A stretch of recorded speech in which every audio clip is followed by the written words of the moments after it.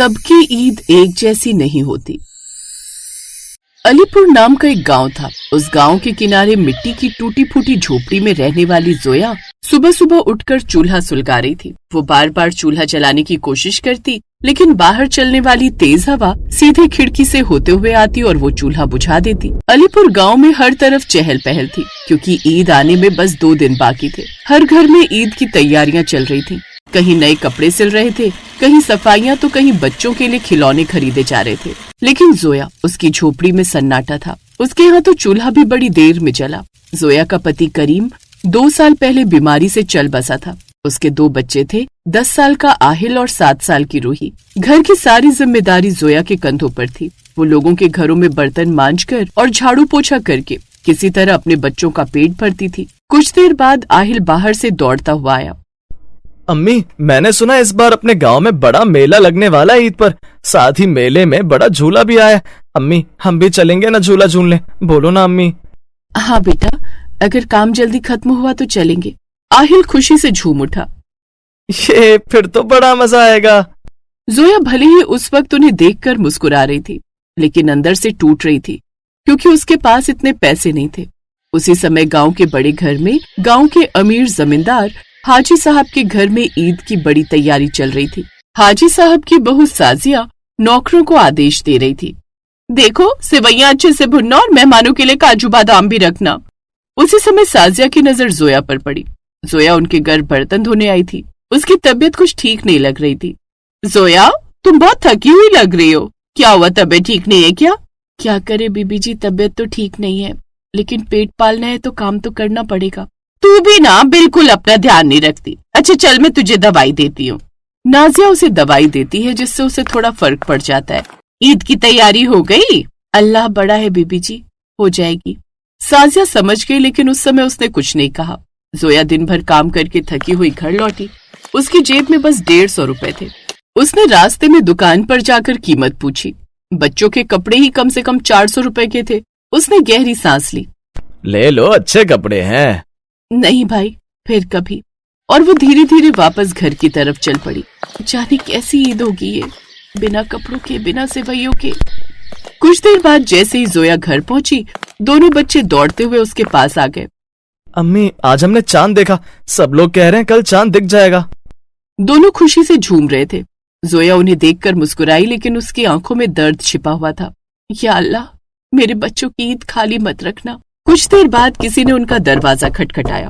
जोया ने दरवाजा खोला तो दरवाजे पर खड़ी थी साजिया। अरे बीबी जी आप? फिर साजिया मुस्कुराई। उसके हाथ में एक बड़ा सा थैला था। जोया, ये बच्चों के लिए है। नहीं बीबी जी, मैं भीख नहीं ले सकती। ये भीख नहीं, ईदी है। दोनों बच्चे खुशी से उस थैले को देखने लगे। उन्होंने देखा उसमें नए कपड़े, सेवैयां, चीनी और सूखे मेवे थे। ये अम्मी, हमारे भी नए कपड़े आ गए। बीबी जी, अल्लाह आपको खुश रखे। ईद सबकी होती है जोया, अमीर की भी गरीब की भी। ईद मुबारक। फिर साजिया के जाने के बाद जोया देर तक दरवाजे पर खड़ी रहकर उसे देखती रही, जैसे वो कोई फरिश्ता बनकर आई हो। इधर दोनों बच्चे नए कपड़े देखकर उछल उछल कर खुश हो रहे थे। अम्मी देखो ना, ये गुलाबी वाला सरारा मेरा है ना? जोया बच्चों की खुशी देख रही थी। उसके चेहरे पर मुस्कान थी, लेकिन आंखों में आंसू थे। या अल्लाह, तूने मेरी लाज रख ली। उस रात जोया ने बहुत दिनों बाद चैन की सांस ली। फिर रूही धीरे से बोली, अम्मी कल ईद है ना? हाँ बेटी, तो हम सेवैयां भी बनाएंगे ना? हाँ जरूर बनाएंगे। अचानक आसमान में काले बादल छा गए और तेज हवा चलने लगी, और देखते ही देखते तेज बारिश शुरू हो गई। इतनी बारिश देख गांव के लोग घबरा कर उठ बैठे, क्योंकि जोया की झोपड़ी नदी के किनारे थी। तेज बारिश से नदी का पानी बढ़ने लगा। जोया की नींद भी खुल गई। उसने बाहर देखा, पानी तेजी से बढ़ रहा था। या अल्लाह, ये क्या हो रहा है? इतने में बच्चे भी उठ गए। अम्मी, ये इतनी तेज बारिश क्यों हो रही है? कुछ नहीं होगा बेटा, अल्लाह सब ठीक करेगा। लेकिन उसका दिल बहुत डर रहा था। कुछ ही देर में पानी झोपड़ी के पास तक आ गया। हवा इतनी तेज थी कि झोपड़ी की छत हिलने लगी। तभी एक तेज आवाज आई। झोपड़ी का एक हिस्सा टूट गया। पानी अंदर आने लगा। जोया समझ गई कि अब यहाँ रुकना खतरनाक है। चलो बच्चों, जल्दी बाहर चलो। तीनों बारिश में भीगते हुए झोपड़ी से बाहर निकल आए। चारों तरफ अंधेरा था। कीचड़ और पानी से रास्ता भरा हुआ था। जोया उन्हें लेकर गांव की तरफ भागने लगी। नाजिया के घर में भी हलचल मच गई थी। बारिश इतनी तेज थी कि लोग घबरा गए थे। या अल्लाह, ये कैसी रात है, सबको सलामत रखना अल्लाह। तभी उसने देखा दूर रास्ते में कोई औरत 2 बच्चों को लेकर भाग रही है। अरे, ये तो जोया लग रही है। साजिया जल्दी से बाहर गई। उसने बारिश में भीगती हुई जोया को आवाज दी, जोया, रुको जोया। फिर जोया ने मुड़कर देखा। तुम लोग इस हालत में कहाँ जा रहे हो? जोया की आंखों में आंसू आ गए। बेबी जी, झोपड़ी टूट गई, पानी अंदर भर गया है। या अल्लाह, अच्छा तुम लोग मेरे घर चलो। नहीं बेबी जी, हम आपको परेशान नहीं करेंगे। परेशानी कैसी? आज ईद की रात है और ईद पर किसी को अकेला नहीं छोड़ते। चलो अब जल्दी मेरे साथ चलो। पहली बार बच्चे इतने बड़े घर में आए थे जहाँ बड़ा सा आंगन और बड़े बड़े कमरे थे। अम्मी, ये घर कितना बड़ा है, बिल्कुल महल जैसा। फिर साजिया ने नौकरानी से कहा, जल्दी से इनके लिए सूखे कपड़े लाओ और जोया, आज की रात तुम लोग यहीं रहोगे। बीबी जी, आपने तो हमें नई जिंदगी दे दी। नहीं रे, ये सब अल्लाह की मर्जी है। उस रात जोया अपने बच्चों के साथ वहीं रुकी। फिर सुबह जब ईद की नमाज के लिए लोग मस्जिद की तरफ जा रहे थे, तब पूरे गांव को पता चला कि रात की बाढ़ में कई गरीबों के घर बह गए थे और सबसे ज्यादा नुकसान हुआ था जोया की झोपड़ी का। वो ईद की सुबह थी, लेकिन खुशियों की जगह चिंता छाई हुई थी। मस्जिद के बाहर गांव के सभी लोग इकट्ठा हो रहे थे।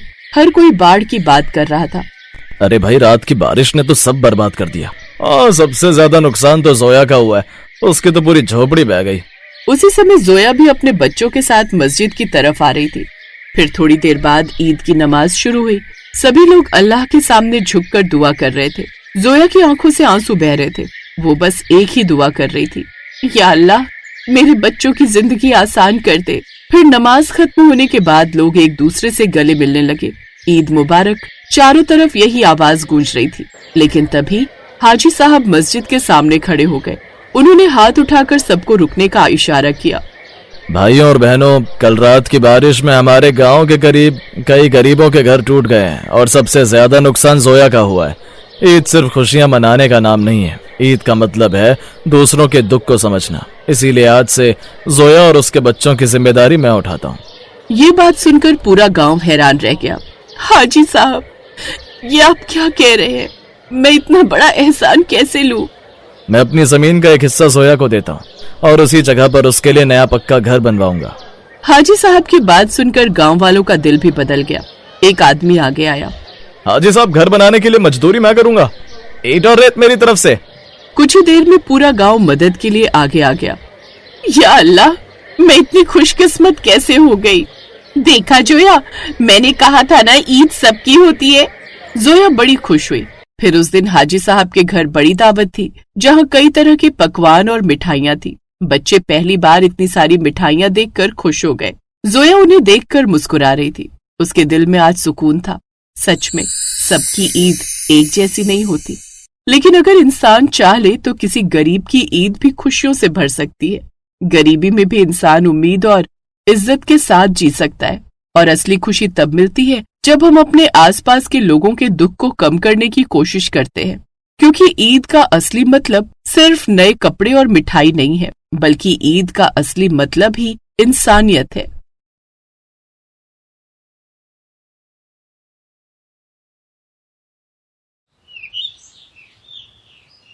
माधवपुर नाम का एक गांव था, जहां नीरज अपने 10 साल के बेटे चिंटू के साथ रहता था।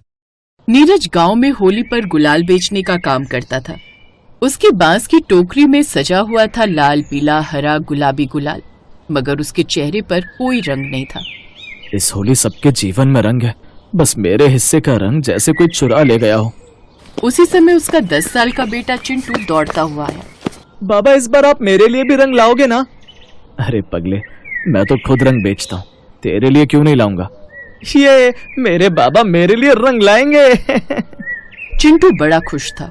अपने बेटे को खुश देखकर नीरज के चेहरे पर भी हल्की मुस्कान आ गई। लेकिन फिर अगले ही पल वो पिछली होली की यादों में खो गया।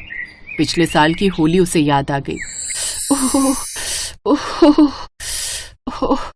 ओफो सोमा, तुम खाना बनाने के लिए क्यों उठ गए? मैंने कहा था ना, काम से आने के बाद मैं आकर बना लूंगा। तुम भी तो थके हुए आते हो। मैंने खाना बना दिया तो क्या हो गया? सोमा, तुम्हारी तबीयत खराब है। अगर एक दिन मैंने बना भी लिया तो क्या ही होगा। अच्छा ये बताओ, तुमने दवाई खाई या नहीं? नहीं बाबा, मम्मी की दवाई तो खत्म हो गई है। क्या कहा? अरे तो पहले क्यों नहीं बताया? आज तो जो कमाई हुई उससे तो मैं थोड़ा राशन ले आया, लेकिन कोई बात नहीं, कल जो गुलाल बेचकर पैसे आएंगे तब मैं आते आते तुम्हारे लिए दवाई ले आऊंगा। नीरज की पत्नी सोमा बीमार थी, जिसकी दवाई खत्म हो गई थी, लेकिन उसके पास दवा के पैसे नहीं थे। नीरज ने सोचा कि इस बार गुलाल ज्यादा बिकेगा तो सोमा की दवाई ले आऊंगा। यही सोचकर वो अगले दिन सुबह जल्दी उठकर गुलाल की टोकरी लेकर निकल पड़ा। वो चलते चलते बाजार में चला गया। हे प्रभु, आज ज्यादा से ज्यादा मेरा गुलाल बिक जाए, जिससे अच्छी खासी कमाई हो जाए और मैं सोमा के लिए दवाई ला पाऊं। बाजार में दुकानों के अंदर और रंग बिरंगी पिचकारियां और गुलाल लगे हुए थे, लेकिन नीरज की टोकरी में जो गुलाल थे उनके दाम दुकान वालों से थोड़े कम थे, जिस कारण कुछ ग्राहक उसके पास भी आ जाते। उस रोज भी वो इसी उम्मीद से गुलाल की टोकरी लिए बैठा रहा। तभी कुछ देर बाद उसके पास एक औरत आई। क्या कहा? 20 रुपए का गुलाल? ठीक है भैया, मुझे तुम ये वाला दे दो। वो औरत गुलाल ले ही रही थी कि तभी आसमान में बादलों की तेज गड़गड़ाहट होने लगी। अरे बाप रे, लगता है बारिश जोरों की आने वाली है। मैं तो छाता भी नहीं लाई, कहीं बारिश आ गई तो हम दोनों ही ना भीग जाए। ऐसा कहकर वो औरत जल्दी से वहां से निकल गई। अरे रुकिए बहन जी, रुकिए, गुलाल तो लेती जाइए। तभी कुछ ही देर में बारिश शुरू हो गई। नीरज भी अब अपनी टोकरी उठाकर पेड़ के नीचे खड़ा हो गया। फिर उसने सोचा कि थोड़ी देर में ये बारिश बंद हो जाएगी, तब वो फिर से गुलाल बेचने बैठ जाएगा। लेकिन उस रोज तो जैसे बारिश ने थमने से मना कर दिया था। सुबह से शाम तक लगातार बारिश होती रही और शाम को हार थक कर नीरज घर लौट आया। उसने देखा सोमा लगातार खांसे जा रही थी और चिंटू उसे गर्म पानी करके पीने को दे रहा था। माँ ये पानी पी लो ना, तुम्हें आराम आ जाएगा माँ। कोई फायदा नहीं मेरे बच्चे, मेरी बात ध्यान से सुन। मेरे जाने के बाद अपने बाबा को बिल्कुल तंग मत करना। तुम दोनों एक दूसरे का अच्छे से ख्याल रखना। ये तुम कैसी बातें कर रही हो सोमा? मैं और चिंटू तुम्हें कुछ नहीं होने देंगे, कुछ भी नहीं। रखो, होली पर चिंटू को जरूर रंग लगाना। उसे कभी ये मत लगने देना कि उसके पिता रंग बेचते हैं पर उसके जीवन में रंग नहीं भर पाए। और अगली होली पर भी तुम उसके साथ वैसे ही होली मनाना जैसे हर साल मनाते थे, हंसी खुशी के साथ। मैं तुम्हें कुछ नहीं होने दूंगा। मैं अभी तुम्हारे लिए दवाई का इंतजाम करके आता हूँ। नीरज भागता हुआ अपने दोस्त चंदन के पास गया। चंदन भाई, मेरी मदद कर दे भाई। क्या हुआ? तू इतना घबराया हुआ क्यों है? मुझे कुछ पैसे उधार दे दे ताकि मैं अपनी पत्नी के लिए दवाई ले सकूं। देख नीरज भाई, होली का त्योहार आने वाला है और त्योहार पर मेरे कई रिश्तेदार आएंगे, इसीलिए मुझे पैसों की जरूरत है। तो मैं ज्यादा पैसे तो नहीं दे पाऊंगा, तो तुम ये थोड़े पैसे रख लो, इससे भाभी की दवाई आ ही जाएगी। शुक्रिया दोस्त। नीरज वो पैसे लेकर दवाई की दुकान पर गया और उसके लिए दवाई ले आया। लेकिन जैसे ही वो घर पहुंचा तब तक बहुत देर हो चुकी थी। सोमा इस दुनिया से जा चुकी थी और चिंटू रहा था। ये क्या हो गया बाबा? माँ कुछ बोल क्यों नहीं रही? मेरे बच्चे, तेरी माँ हम दोनों को छोड़कर जा चुकी है। ये सुनकर चिंटू भी खूब रोया। फिर सोमा के जाने के बाद अब नीरज भी टूट सा गया था, लेकिन अपने बेटे के लिए उसने जैसे तैसे हिम्मत जुटाई और सब कुछ संभालने की कोशिश की। ऐसे ही 1 साल बीत गया और इस साल भी उसने गुलाल की दुकान लगाई थी। नीरज के गांव में ही रहता था जमींदार ठाकुर प्रताप सिंह। हर साल उसके घर पर बड़ी होली की तैयारी थी। उनके बेटे रोहन और उसकी टोली रंगों से खेल रही थी। रोहन ने अपने दोस्त से कहा, चलो उस नीरज से सस्ता गुलाल खरीद कर लाते हैं। हाँ चलो चलो। अब वो सभी उसके पास पहुंचे।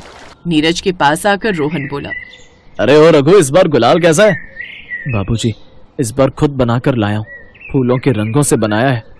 अरे हमें क्या फर्क पड़ता है, बस सस्ता होना चाहिए, ला दे इधर। फिर नीरज ने चुपचाप पैसे लिए। उसी समय एक बूढ़ी औरत आई। बेटा थोड़ा सा गुलाल दे दे, मेरे पास पैसे तो नहीं है पर पोते को लगाना है, वो बेचारा कब से बिना रंग के बैठा हुआ है। फिर नीरज ने बिना सोचे एक मुट्ठी गुलाल उसकी हथेली में रख दिया। लो अम्मा, ले जाओ, आज होली है और ये सबको मनानी चाहिए। जाओ अपने पोते को रंग लगा दो जाकर। अरे नीरज, अगर तू ऐसे मुफ्त में बांटता रहेगा तो खुद तो तू भूखा मरेगा। बाबूजी, रंग बांटने से कभी कोई गरीब नहीं होता और उनकी जरूरत थी। हमें क्या भाई, तुझे भूखा मरना है तो मर। फिर कुछ देर बाद नीरज भी घर आ गया। चिंटू उदास बैठा था। अरे क्या हुआ? तुम इतने उदास क्यों बैठे हो? बाबा, सब बच्चे नए कपड़े पहन रहे हैं, मेरे पास तो पुराने ही हैं और माँ भी नहीं है जो मेरे लिए गुजिया बनाए। आपको पता है पड़ोस के घर से कितनी अच्छी खुशबू आ रही है, लगता है सुमन चाची गुजिया बना रही हैं। ये बात सुनकर नीरज का दिल टूट गया। फिर उसने मन ही मन ठान लिया, मैंने अपनी पत्नी को वादा किया था कि मैं उसे बिल्कुल तकलीफ नहीं होने दूंगा और इस बार अपने बेटे की होली को मैं रंगीन जरूर करूंगा, चाहे कुछ भी हो जाए। फिर अगली सुबह नीरज फिर रंग बेचने के लिए निकल गया। उस रोज चिंटू भी उसके साथ गया। वो टोकरी लिए बैठा हुआ था। उस रोज उसके पास कम ग्राहक थे कि तभी अचानक हवा चली और उसकी टोकरी उलट गई। उसका सारा गुलाल मिट्टी में मिल गया। हे भगवान, अब मैं क्या करूं? बाबा, अब मेरी होली। फिर उसी समय वही बूढ़ी अम्मा आई। बेटा, तूने मुझे बिना पैसे के रंग दिया था, ये लो, मैं घर से थोड़े फूल लाई हूँ, इनसे फिर रंग बना ले। तुम बहुत दयालु हो नीरज, सबकी मदद करते हो। नीरज भी गांव वालों की मदद किया करता था। अब धीरे धीरे गांव के कुछ लोग भी उसकी मदद के लिए आ गए। नीरज भाई, तुम हर साल सबको रंग देते हो, आज हम तुम्हारी मदद करेंगे। ठाकुर प्रताप सिंह को जब ये बात पता चली तो वे खुद नीरज के पास आए। नीरज, आज मैंने देखा पूरे गांव ने तेरे लिए हाथ बढ़ाया। तूने सालों से सबके जीवन में रंग बांटे हैं। आज से तेरी दुकान मेरे खेत के सामने पक्की बनेगी और उसमें तू अब गुलाल के साथ साथ और सामान भी बेच सकेगा और इन सब का खर्चा मैं दूंगा। मालिक, लेकिन ये सब क्यों? क्योंकि आज तूने हमें सिखाया कि असली रंग गुलाल में नहीं, दिल में होते हैं। तूने हमेशा से इस गांव के लोगों की मदद की है, कभी आग लगे हुए घर से परिवार को सुरक्षित निकालते, कभी मुफ्त में गुलाल बांटते। अब आज तुझे हमारी जरूरत है तो हम सब तेरी मदद जरूर करेंगे। ये सुनकर नीरज बड़ा खुश हुआ। फिर अगले दिन गांव में होली मनाई गई। नीरज ने चिंटू को नया कुर्ता पहनाया। फिर चिंटू ने गुलाल उठाया और नीरज के गाल पर लगा दिया। होली है बाबा। नीरज ने भी उसे गुलाल लगाकर गले से लगा लिया। होली सिर्फ रंगों का त्योहार नहीं है, बल्कि ये दिलों को जोड़ने का, दुखों को बांटने का और खुशियां फैलाने का त्योहार है। Thanks for watching.